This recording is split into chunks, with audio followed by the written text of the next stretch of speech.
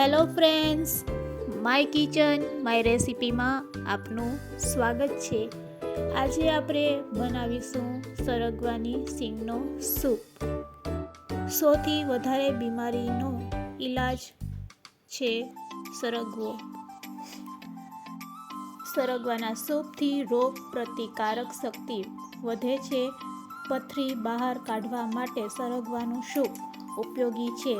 તે સિવાય કોલેસ્ટ્રોલ ઘટાડવા, બ્લડ પ્રેશર નોર્મલ રાખવા, પાચન શક્તિ મજબૂત બનાવે છે, તેમજ દાંતના કેવિટી, પેટના કૃમિ, પેટની તકલીફો, લીવરને સ્વસ્થ રાખવામાં સરગવો ખૂબ ઉપયોગી છે.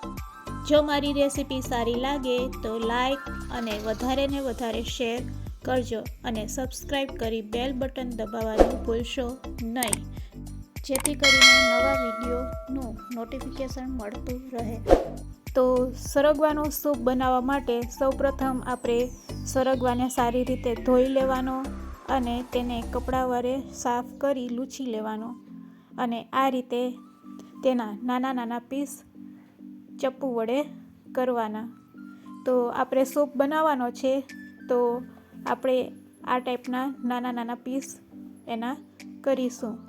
આ રીતે 10થી 12 નંગ મેં ડ્રમસ્ટિક લીધેલ છે અને તેના આ રીતે આપણે ઝીણા ઝીણા પીસ કરી લેશું. તો તમે સાઈઝ જોઈ શકો છો કે આપણે કેવડી સાઈઝ રાખવાની છે. તો આ રીતે આપણે બધા સરગવાની સિંગના પીસ કરી લેવાના. હવે આપણે કુકરમાં બોઇલ કરશું. તો ગેસની ફ્લેમ ચાલુ કરી 1 ગળસા જેટલું પાણી એડ કરી તેમાં આ સરગવાની સિંગ એડ કરી દેશું. હાઈ ફ્લેમ ઉપર કુકરનું ઢાંકણું બંધ કરી આપણે 5 વિસલ વગાડીશું. તો 5 સીટી વાગી ગઈ છે. હવે પ્રેશર આપણે બધું કાઢી અને કુકરને ખોલી લેશું અને આ રીતે ચમચા વડે આપણે એમાંથી એક સિંગ લઈ ચેક કરી લેશું. તો તમે જોઈ શકો છો કે આપણી સિંગ છે એ સારી એવી બફાઈ ગઈ છે. હવે એને બ્લેન્ડર વડે મેશ કરીશું. તો આ રીતે આપણે બ્લેન્ડર તેમાં ચલાવીશું. તો આ રીતે બ્લેન્ડરથી આપણે ઇઝીલી સરગવાની સિંગને મેશ કરી શકીએ છીએ. તો હવે આપણે તેને ગાળી લેશું. તો આ સૂપને ગાળવા માટે આપણે એક બોલ લેશું.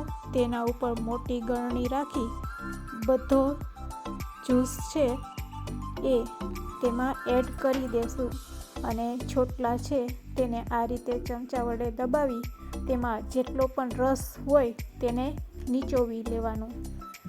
તો આ રીતે તમારે પ્રોસેસ કરવાની, જેથી કરીને આપણો સૂપ છે એ ગાઢો અને સરસ રેડી થશે અને છોટલામાંથી બધો સૂપ છે એ વાટકામાં નીકળી આવશે.